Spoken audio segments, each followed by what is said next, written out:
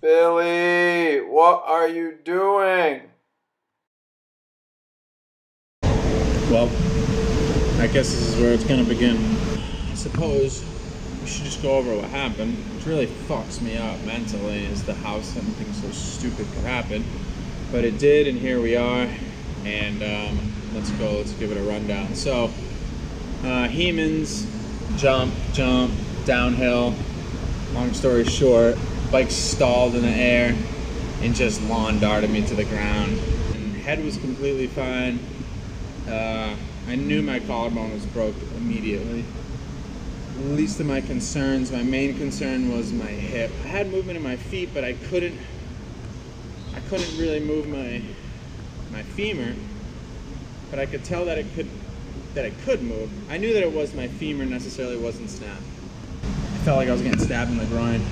Having a rod, screws and nails in that femur.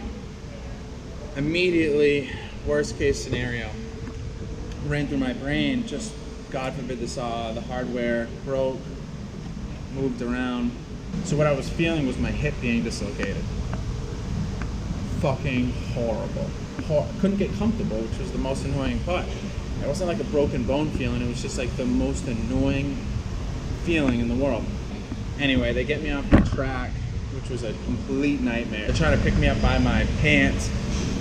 Mind you, brand new Alpine Star boots and gear. At all costs, we're saving the boots. Do not cut the boots. Fresh gear, fuck it, you can have it.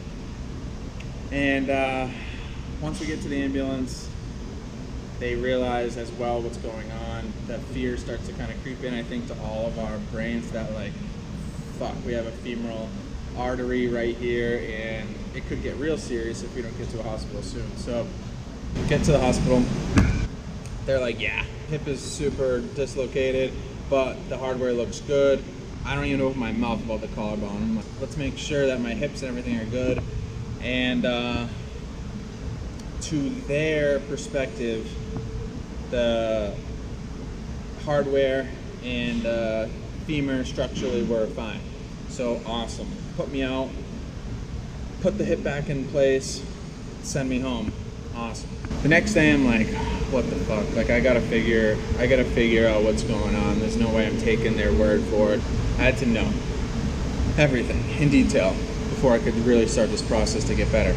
So fortunately, I have a good friend, got me in the Brigham, and we do more pictures of the hip, and there's multiple fractures in my pelvis, and starting to look like a scary sight. Truthfully, a very unfortunate moment. And now they're talking about plates and screws into my pelvis.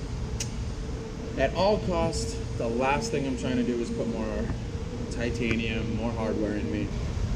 We do more pictures, and the collarbone is fucking snapped. Super close to my neck, which was interesting. But no surgery. You know, my perspective on Western medicine is I don't believe in it much. I think, again, thankfully, you know, with trauma, it has a place, but I believe in the body can heal itself. They're gonna wait a few days, and then we're gonna have a small surgery to go in and basically test the hip joint. All I can think about is this goddamn hip. I'm like, there's no way I'm getting more hardware put in. So if they can bring, like, my femur through internal external rotation, if they can really put some weight into it, and the hip joint holds the femoral head, and doesn't pop out, then no surgery. And if it does pop out, then they have to put the plate in. A couple days go by, 5:30 in the morning, nurse comes in. Talk about a goddamn nightmare. She starts numbing my arm, and I'm like, what are you doing? She's like, I'm just numbing your arm so it doesn't hurt. And I'm like, for what? She's like, oh, for your IV. I'm like, what the fuck is going on? Why would you numb my arm to put an IV in? Next, this guy comes in. Never fucking seen this guy. Not the guy that I talked to. Hey, buddy, I need you to sign here, and here. And also, if you don't mind signing here, nothing crazy. We're just gonna put a nerve block in your spine for the pain after. and you brought clothes for a couple nights. What the fuck is this guy talking about? I'm starting to freak out. I'm like, what's going on here? We're not on the same page.